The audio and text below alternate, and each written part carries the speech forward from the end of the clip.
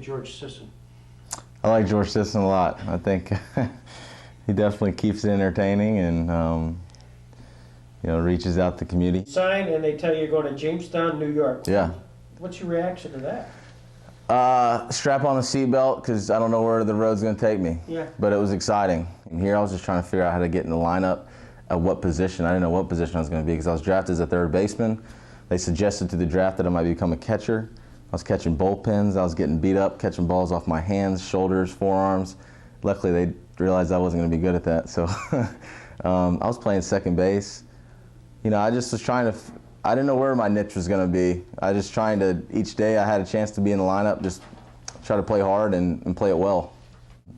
I remember him stopping in the middle of the game, and when there were some older gentlemen sitting above home plate that would yell out how bad, just how wrong we were doing things, I guess.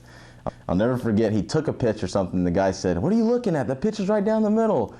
And he stops and turns and goes, "You think you can do it better? Then you come on down here and you do it yourself." and all of us in the dugout like, he actually said it, we couldn't believe it. Jason Vargas, definitely his first year in Jamestown, it looked like he kind of had that chip on his shoulder, like he was a second-round pick, and they overlooked him in the first round.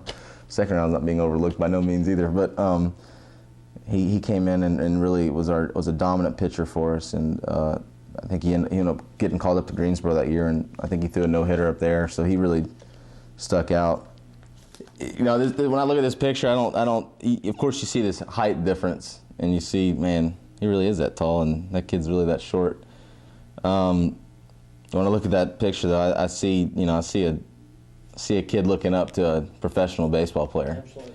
And obviously, that was what the photographer probably captured there. Hopefully, a lot of people saw that. But with the responsibility that comes, that what should bring, and the accountability that a kid like that is looking up to somebody like that. And at that time, we were in short season A-ball to us, but to that kid, I don't know what he thinks, but it's probably something cool. The first brawl we had on the field, that was definitely something because being at third base and our shortstop tackled the guy who came into second just out of nowhere, just tackled him. And these guys are coming at us, and I remember calling home and being like, "We got in the first brawl." Like it felt like it was 30 minutes long, but it was probably 30 seconds, and that was pretty fun. I mean, we talked about that for 2 weeks. Well, I almost hit this guy, or he almost hit, but. What instigated that? The next day we played them, and our manager said after the game, he said, they embarrassed you. Somebody needs to step up. I don't know what that's going to be, how they want to step up. And the guy slid into second to try to really take out our second baseman in a dirty way. Our shortstop, John Fulton, I'm at third, and I'm looking at him, and I can see them kind of like arguing. I'm like, oh, these guys are arguing. And our shortstop comes out of nowhere and just WWF, just clotheslines him with his arm. And it was on. I mean, I throw my glove up, I'm sprinting over there. I'm like, as I'm running, I'm like, what am I about to get myself into, because, college, just, no, you can't do any of that. But in pro ball, if it happens, it happens. And that was funny, because Fulton was the quiet guy. You didn't think, of all people on that team, I wouldn't have thought, oh, Fulton's going to be the one that's going to really instigate this or start it. And they were just talking a little vignette that occurred in 2005 when you were at Greensboro, when one of your teammates sort of had some fun with the song that you had preferred. Go up there, tell me about that story. Well, it was actually it was in Jupiter, Florida, our high A team. I walk up to the plate at the beginning of the season, and it's that song, "I'm too sexy for my shirt, too sexy for my," and I couldn't believe they did it. They played a joke on me, but I figured, you know what? That's funny, but they'll get what theirs is coming. So that was interesting. They got a good laugh at it. A week later, I got the call to the major leagues, and a memory I'll never forget. So I was taking a nap in Albuquerque, New Mexico, and it was right because I went to get a workout in that morning, and I was taking a little rest before I went to the field that afternoon. And the phone rings. My roommate answers it and said, "Hey, Dean Trainer needs to talk to you. He's our manager."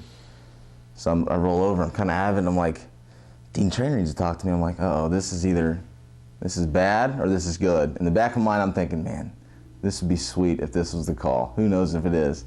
Because it wasn't good if a manager called you anytime. That's not, usually other guys will call you. And he answered the phone, and I called him back, and he answered the phone, and he said, "Hey, what are you doing?" I said, "I'm at the hotel." I said, "Is everything all right?" He said, "Well, pack your bags and you can get over here as soon as you can." I said, "Well, is everything okay? And at the time I'm thinking, man, I'm going back to AA. Golly, what else do I got to do? I mean, I feel like I'm doing good, you know? And he says, get over here, you're going to the big leagues, my man.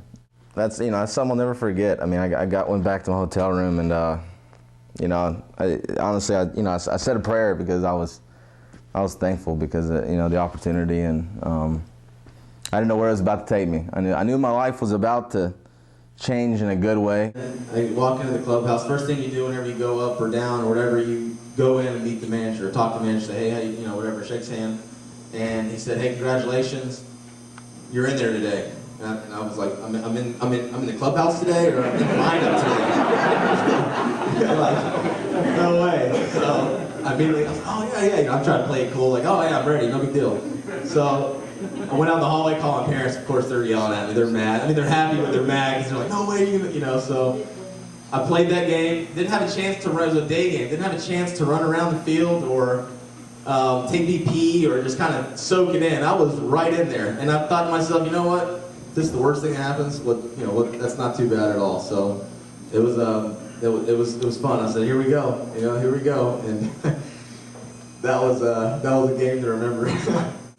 My first game, I run out there, you know, I don't feel my legs, I don't feel anything really, but I was excited. I felt under control because, you know, I think you have to maybe vision something before it happens. So, you know, you got to understand, from 4 years old on, you've kind of waited for this moment, and it's hard to grasp. But you're trying to, but you're also like, what am I doing? What am I talking about? I need to focus here. So I got a ball hit to shallow left field, and I run over there like a kamikaze idiot and try to lay out. Their left fielder isn't near me, so I try to lay out, and then I'm like, wait a second, I'm not gonna catch it in the air, so I try to hold up. It bounces off my knee. The guy advances to the next base, and the guy tries to go home, so I'm like, oh, this is my chance. I'm gonna throw this guy out, and I throw it, and as it gets about right here, I'm like, that's not good at all.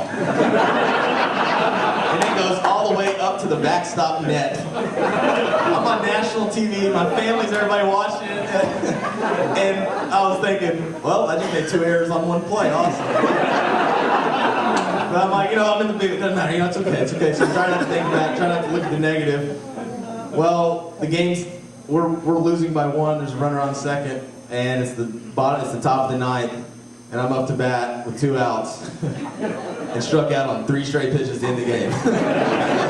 So it's quite a debut, but I realized, like I said, I guess it can only get better from this. The first hit though in Chicago, at this point I was 0 for 4 straight because I was 0 for my first at bat. So I remember coming to the dugout, getting my helmet on. I'm like, all right, this is it. I'm getting this hit right now. I'm not going to put this on because I don't want to go back down without getting a hit, you know, making the game. So I got my first hit off Jose Contreras. He used to pitch for the New York Yankees, and he left the pitch out over the plate, and I was able to slap it to center field. And I remember running around first, and Paul Canerico was on first, and being able to kind of talk to him. He said, you know, congratulations. I said, thanks a lot. And I said, I'm always looking for older guys, veterans' advice, especially who've been around the game for a long time. And I said, you know, you got any advice for me? He goes, well, enjoy it. You know, don't look back, and know that you're gonna have good days and bad days. And that was very nice of him to say that. But I mean, I was floating around those bases. I wanted to cheese and I wanted to smile so much. But I realized if I went back in that dugout and I was smiling real big, that I wouldn't get another at bat probably. So, and my friends at home said, "You got to stop doing this look you do." And I guess I'm trying to hold it in, but I'm curling my upper lip, and they're like, "You can't make that face." And I'm like, all right, I'll work on that. That's not going to make up who I am as the baseball player. Hopefully it's being a Christian and being a follower of God. So that's my belief. So we'll see. Terrific. It's a great story. You're a great man. I'm Thank you. thrilled. You're in Jamestown, New York, Yeah. and we watch you very carefully from afar and know that you've got a real fan base here. Well, thank you very much. That means a lot to me. I appreciate all the support. Well, thank you for coming. No problem.